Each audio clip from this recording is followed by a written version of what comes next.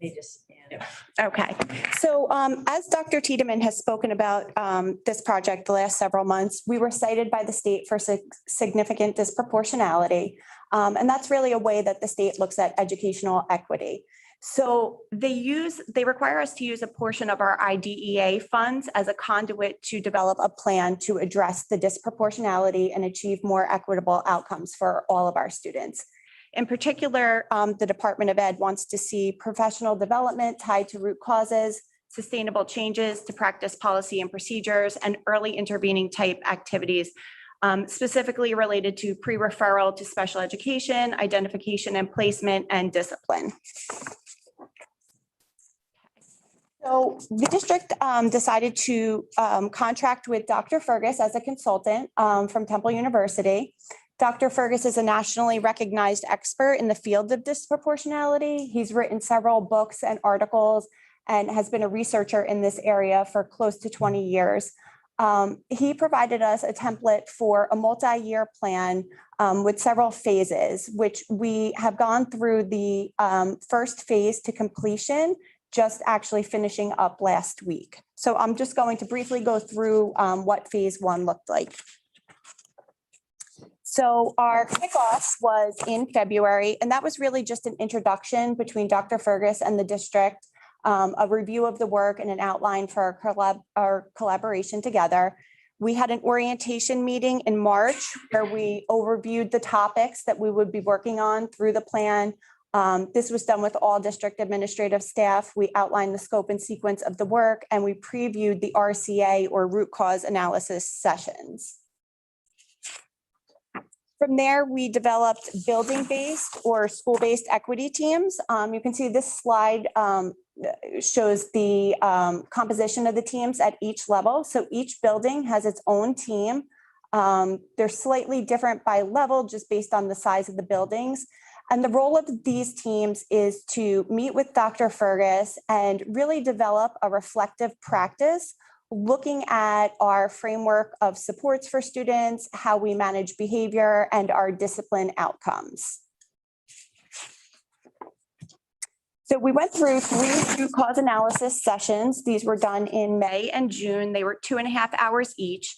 And we spent a little bit of time looking at the data that led to the citation, and then really jumped right into starting to reflect on the different process gaps that people might see in their building. So what are our levels of supports? What are our procedures for behavior management? And what are blind spots or gaps that we might have where we're leading to more disciplined outcomes than maybe we would like? So those 3 root cause sessions happened, and then we had some focus groups and office hours with Dr. Fergus, so he could help us further define the roles and responsibilities of the team members in this process. All this was done through a reflection framework, really looking at equity components. That's the numerical data, access and opportunity, and beliefs that impact our perceptions about students' cognitive and behavioral abilities, as well as assessing process gaps. So looking at the quality and efficiency of our resources.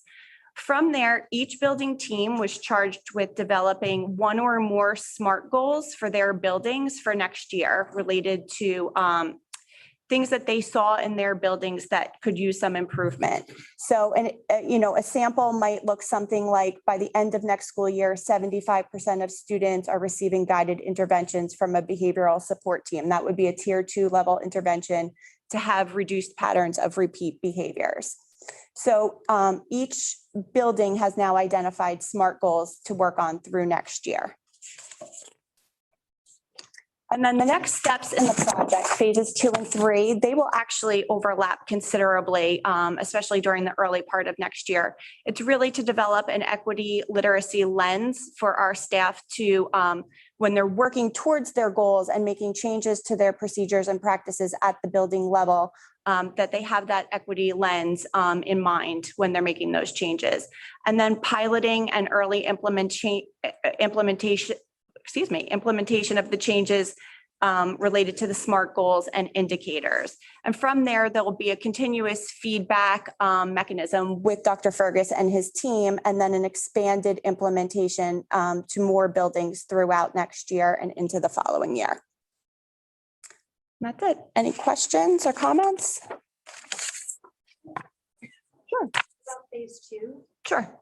So is that going to be done through professional development Yes. for staff? Okay. Yes. Yes. Is that going to be led by Dr. Fergus? Yes, Dr. Fergus, and he has a team of about 3 or 4 assistants from Temple University.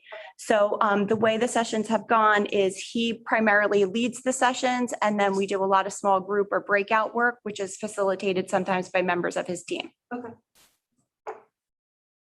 Any other questions? Okay, thank you. Thank you. Thanks, Meg.